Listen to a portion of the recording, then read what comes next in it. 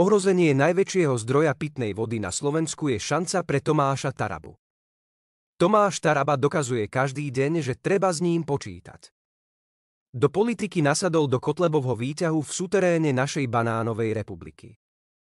Keď zistil, že výťah sa zasekol v podzemí, rýchlo prestúpil do vlastného výťahu, ktorý ho vyviezol na prízemie. Trochu sa poobzeral a zistil, že pred voľbami je pred výťahmi do vysokej politiky už veľká tlačenica. Ale ako skúsený výťahár sa rýchlo zorientoval a keď zbadal starý, ošarpaný výťah označený ako Kapitán D, vycítil svoju šancu. Ponúkol jeho lifeboyovi Andrejovi, že mu za zväzenie dokáže výrazne zrýchliť jeho výťah. Títí zobral pár všetkého schopných kamošov a s touto partou hits upravili kapitánov výťah.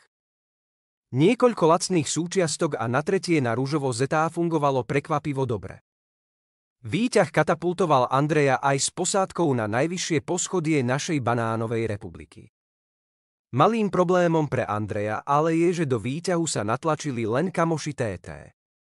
Veď viacerí majú skúsenosti s využitím sily pri presadzovaní vlastných záujmov a majú aj veľmi široké lakte. Keď Andrejko vystúpil na najvyššom poschodí, zistil, že z bývalej party zostal sám. Bez svojich starých kamošov sa na tom našom hnojisku cítil opustený ako kôl v plote.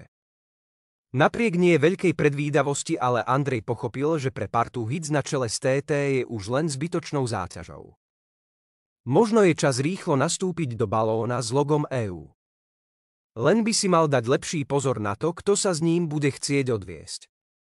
Mimochodom, kapitán Andrej znova preukázal, že má veľkého ducha, pretože naozaj len veľkodušný človek by si zobral na cestu do špinavých a búrlivých politických vôd našej banánovej republiky hrobára aj s jeho partiou. Ale ako sa vraví, kto chce kam pomôžme mu tam. TT už dokázal, že sa vie nielen dobre orientovať, ale aj vycítiť slabiny súperov. Dokazuje každý deň, že z obsmrdača v našom politickom suteréne sa stáva veľký hráč.